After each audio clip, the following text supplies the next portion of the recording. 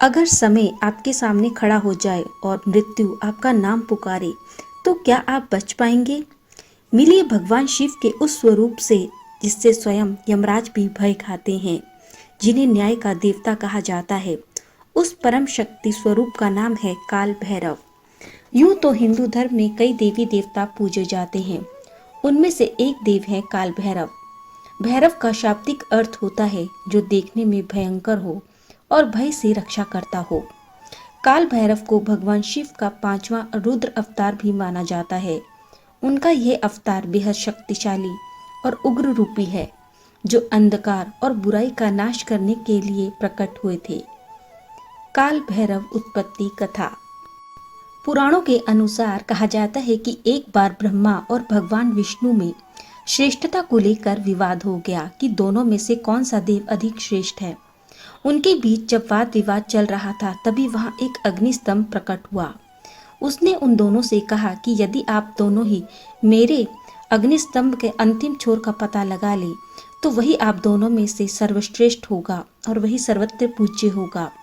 अग्निस्तंभ की ये बात सुनते ही ब्रह्मा ने एक हंस का रूप धारण किया, तो वहीं भगवान विष्णु ने एक वराह का रूप धारण किया। इसके पश्चात ब्रह्मा ऊपर और भगवान विष्णु ने नीचे की ओर प्रस्थान किया। चलते चलते उस प्रकाश स्तंभ का अंत ना मिलता देख भगवान विष्णु ने ये मान लिया कि इस अग्निस्तंभ का कोई अंत नहीं है। परंतु इसके विपरीत ब्रह्मदेव अपनी हार नहीं चाहते थे। वह निरंतर आगे बढ़ते रहे। तभी उन्हें एक केतकी नामक पुष्प मिला।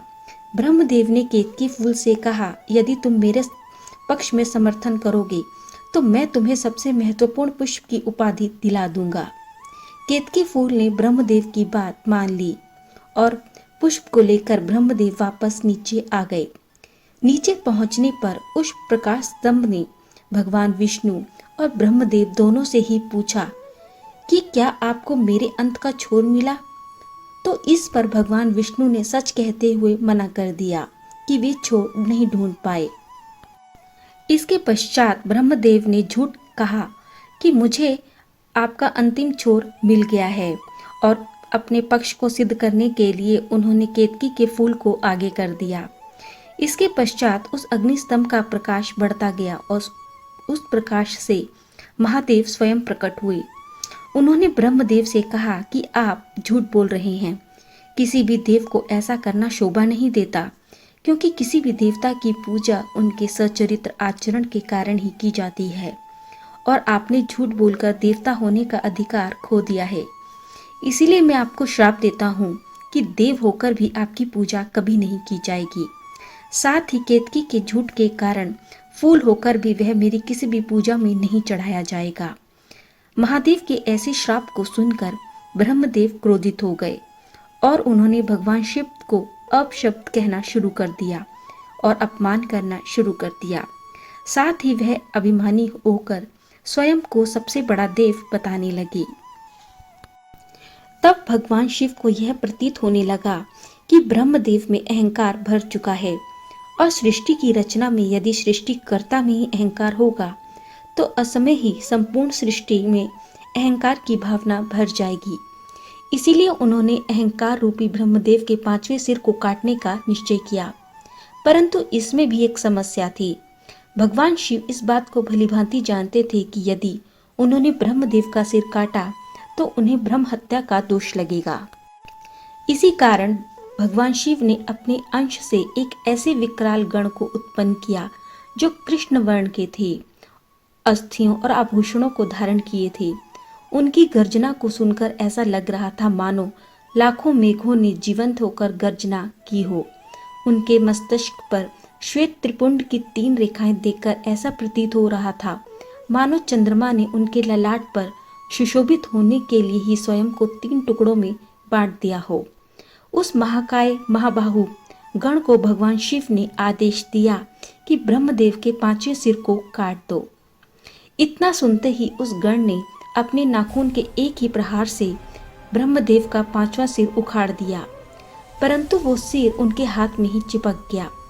जब उस गण ने भगवान शिव से इसका कारण पूछा तो उन्होंने कहा कि ये केवल ब्रह्मा का सिर नहीं है, अपितु ब्रह्म हत्या है। इस ब्रह्म हत्या के कारण तुम्हें श्रापित होना पड़ेगा। साथ ही भगवान शिव ने कहा कि तुमने ब्रह्मा के सिर को काटकर इस सृष्टि में अहंकार की भावना को भरने से बचा लिया है। इसी कारण आज से तुम्हारा नाम भैरव होगा। अब तुम जाओ और ब्रह्मा के सिर को लेकर सृष्टि में विचरण करो, और जहां भी ये सिर तुम्हारे हाथ से छूट जाएगा तुम वहीं रुक जाना और स्थापित हो जाना। इसके पश्चात भैरव ने उस सिर को लेकर सृष्टि के चक्कर लगाने शुरू कर दिए। वो सृष्टि में अनंत काल तक भ्रमण करते रहे, परंतु कहीं भी वो सिर उनके हाथ से नहीं छूटा। सृष्टि के चक्कर लगाते लगाते उनकी गति इतनी तीव्र हो गई कि वे समय से भी आगे निकल गए। कुछ समय पश्चात जब भगवान नारायण के कर्ण कुंडल गिरे और काशी नगरी स्थापित हुई, तब भगवान भैरव के हाथ से ब्रह्मदेव का कपाल छूट गया। तब भगवान भैरव वहीं रुक गए। उसी समय भगवान शिव वहां प्रकट हुए और उन्होंने भगवान भैरव से कहा कि ये मेरी प्रिय काशी नगरी है और आज से तुम इसके संरक्षक के रूप में स्थापित हो गए हो, परंतु तुम्हें इस काशी में केवल एक पैर के अंगूठे के बराबर ही स्थान मिलेगा और तुम्हें इसी ब्रह्म कपाल में ही भोजन करना होगा। तुम अपनी तीव्र गति के कारण समय से भी आगे चले गए थे, अर्थात तुमने काल चक्र पर भी विजय प्राप्त की है।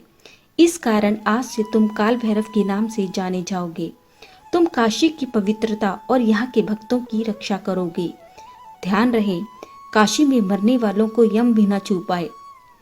महादेव की ऐसी बातें सुनकर काल भैरव ने कहा, हे भगवान, ऐसे तो सभी पापी कर्म के दंड से छूट जाएंगे।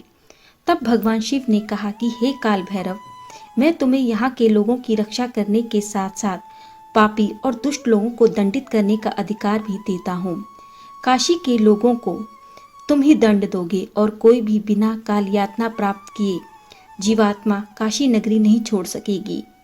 कहा जाता है कि जिस स्थान पर ब्रह्मा का कपाल छूटा था वो जगह आज के समय में वाराणसी स्थित कपाल मोचन तीर्थ स्थल है। काल भैरव साधना का महत्व। भगवान शिव के 5वें रौद्र रूपी अवतार काल भैरव हैं। माना जाता है कि यदि आपको माता शक्ति, माता दुर्गा की सफल रूप से साधना करनी है तो उससे पहले काल भैरव की साधना आपको करनी पड़ेगी। भैरव की उपासना सात्विक और तामसिक दोनों तरीकों से और दोनों तरह की मनोकामनाएं पूर्ण करने के लिए की जाती है। कहते हैं कि कल्प में भैरव भगवान की साधना मन में कोई भी इच्छा रखकर की जाती है, क्योंकि ये सकाम साधना है। भैरव की उपासना से भक्तों की सभी मनोकामनाएं पूर्ण होती है। उनकी साधना से अभय का वरदान, शत्रुओं का नाश, रोगों से मुक्ति, धन संपत्ति में वृद्धि और अकाल मृत्यु के भय से मुक्ति मिलती है। भैरव को पूजने से राहु भी शांत हो जाता है। भैरव साधना विधि। भगवान भैरव को प्रसन्न करने के लिए प्रातःकाल स्नान आदि के बाद उनकी पूजा करनी चाहिए। इस दौरान काले वस्त्र धारण करना अनिवार्य होता है। सिद्ध भैरव साधना के लिए शनिवार और रविवार का दिन उत्तम माना गया है। इस दिन काले कुत्ते को मीठा खिलाना चाहिए। इसके साथ ही भय और दुखों से मुक्ति पाने के लिए ओम काल भैरवाय नमः मंत्र का जाप करना चाहिए। यदि आप भी अपने जीवन में दुखी हैं